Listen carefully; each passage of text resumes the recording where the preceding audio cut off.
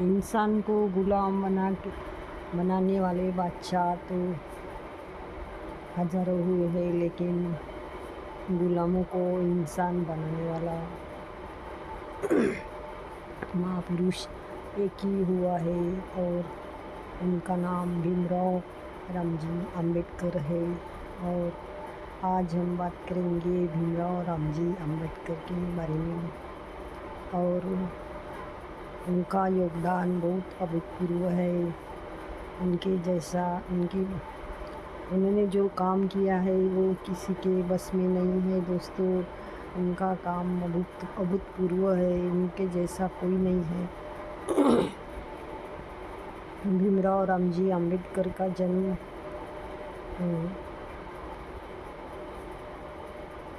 MP में इंदौर में मऊ गांव में हुआ और उनका जन्म 14 अप्रैल 1891 में हुआ। और वो बहुत ही गरीब परिवार से आते हैं। उनकी परिस्थिति बहुत ही गरीब थी और वो महार जाति के थे। इस कारण धर्म व्यवस्था पूरी विस्कळित थी और धर्म के आधार पर लोग अन्याय किया करते थे और लोग धर्म के 4 सीढ़ी थी और धर्म के आधार पर वो सबसे नीचे जाति के आते थे और उनको उस टाइम की समाज व्यवस्था बहुत ही ख़राब थी। और उनका जन्म हुआ मऊ गांव में, इंदौर के छोटे से मऊ गांव में हुआ और वो एमपी में हुआ। उनका जन्म 14 अप्रैल 1891 में हुआ। और फिर उनका जन्म हुआ, उनके पिताजी का नाम रामजी सकपाल है और माताजी का नाम भीमाई है। और रामजी सकपाल एक इंडियन आर्मी में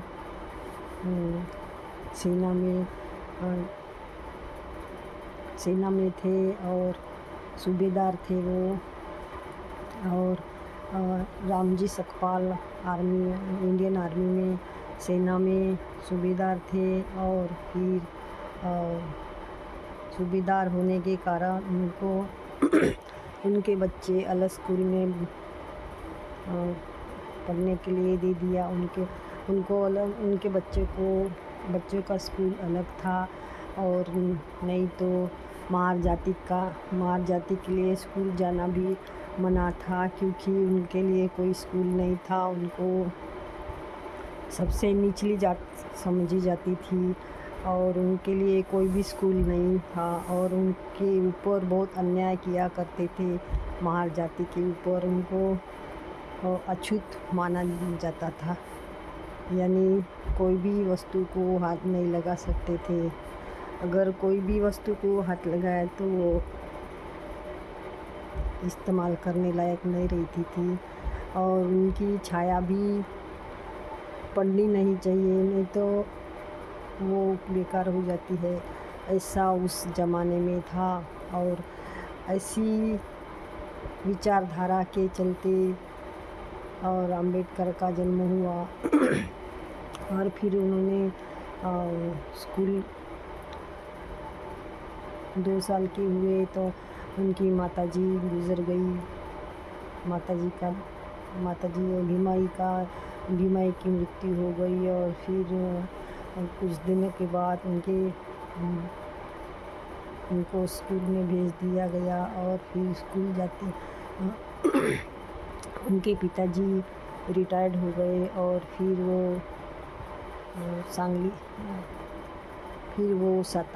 महाराष्ट्र में सातारा में आ गए। और फिर जब वो स्कूल जाने लगे तो उनको नल को हाथ लगा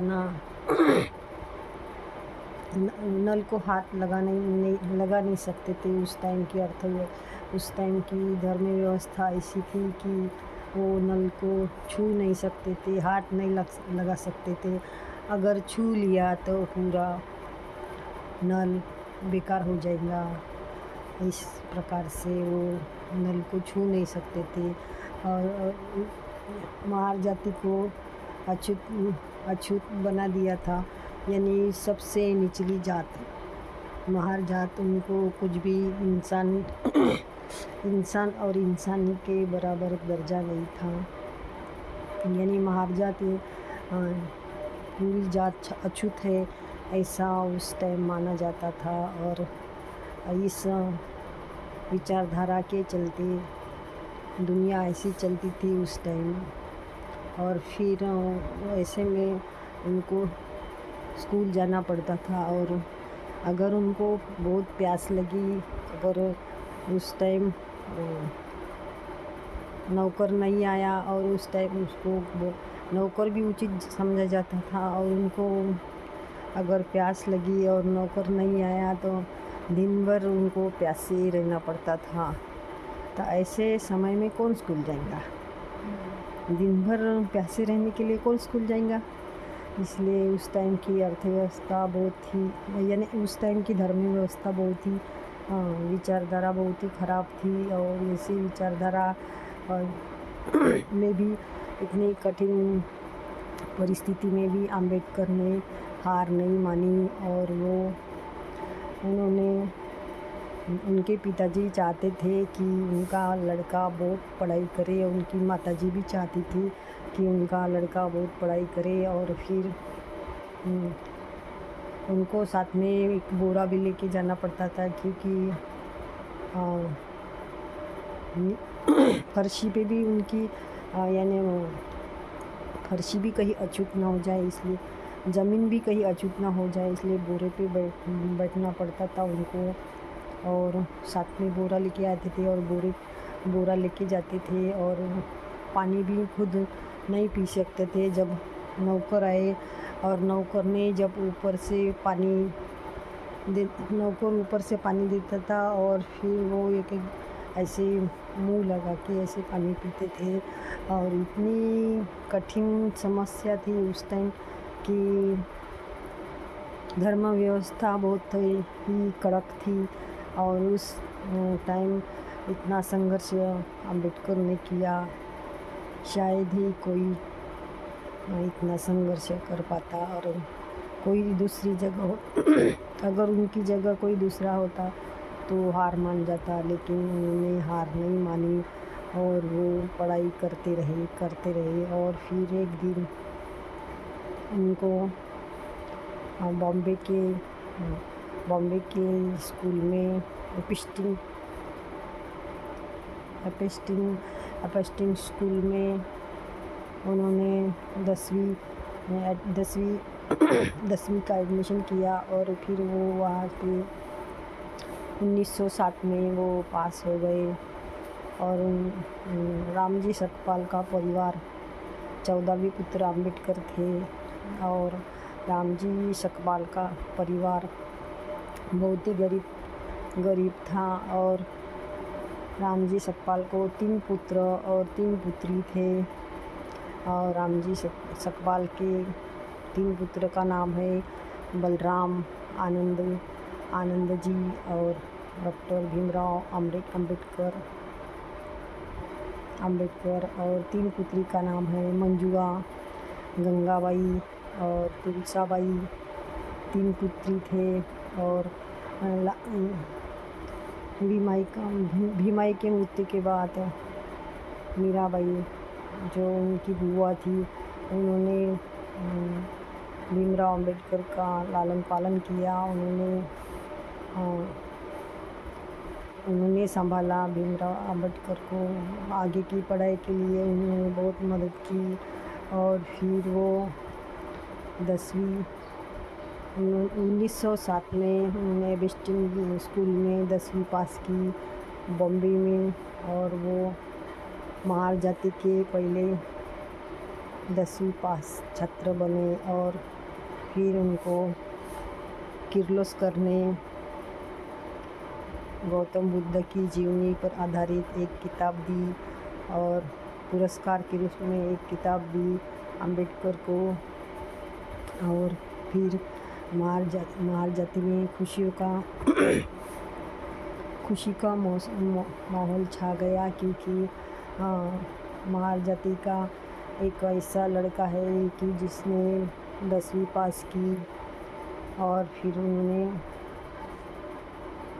पढ़ाई करते गए और अर्थशास्त्र की डिग्री हासिल की और साइंस की, पॉलिटिकल साइंस की डिग्री हासिल की। और फिर वो पढ़ते गए और फिर एक दिन वो अमेरिका चले गए और फिर उन्होंने कोलंबो यूनिवर्सिटी से पीएचडी की और कोलंबो यूनिवर्सिटी में उन्होंने पीएचडी की। और फिर वो एक दोस्त ने उनको मदद की और फिर वो अमेरिका चले गए और कोलंबो यूनिवर्सिटी से पीएचडी हो गए। और फिर उनको पीएचडी करने के बाद पूरे पैसे ख़त्म हो गए और फिर इस वजह से उनको इंडिया आना पड़ा। और इंडिया में फिर उन्होंने क्लर्क की और अकाउंटेंट की जॉब की और फिर उन्होंने पैसे जमा करे धीरे धीरे और फिर वो और अमेरिका में चले गए और लंदन में उन्होंने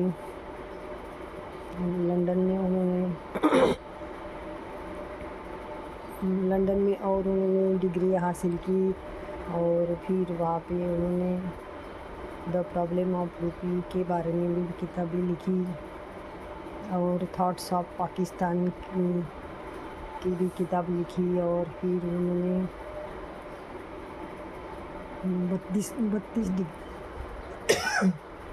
32 डिग्रियाँ हासिल की और वो पढ़ाई करते रहे और फिर उन्होंने समाज के लिए अपना पूरा जीवन समाज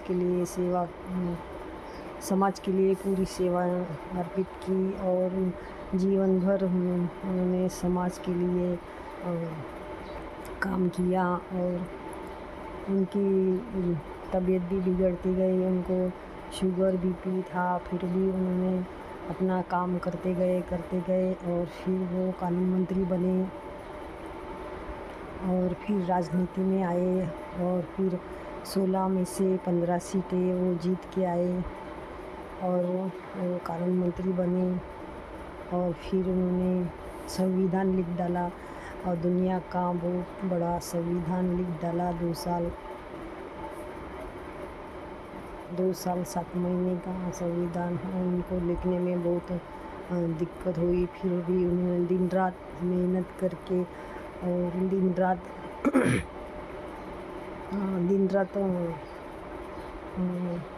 लिख के उन्होंने पूरा देश का संविधान लिख डाला। और आज भी वो संविधान लागू है। और उनकी तबीयत बिगड़ने लगी और फिर वो कानून मंत्री भी बने और फिर वो राजनीति में आए और उन्होंने 16 में से 15 सीटें जीते और देश के वो कानून मंत्री बने और एक कॉलेज में वो 2 साल तक प्रिंसिपल बने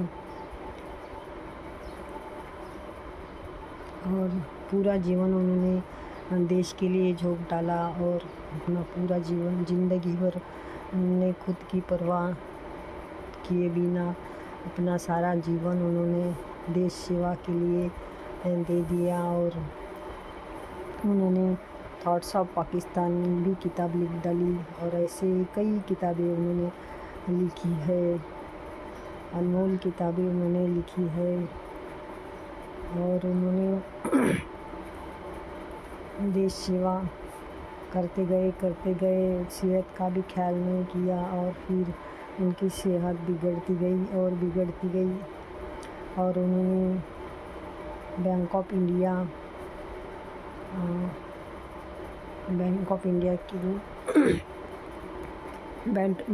इंडिया का विचार रखा और वो भी उन्होंने स्थापित किया बैंक ऑफ इंडिया। और फिर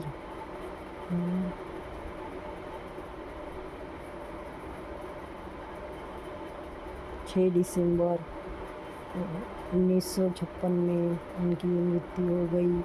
और उन्होंने जो योगदान दिया है उनकी जगह कोई नहीं ले सकता है। और उन्होंने और दलितों के लिए और महिलाओं के लिए जो किया है वो कोई नहीं कर सकता है।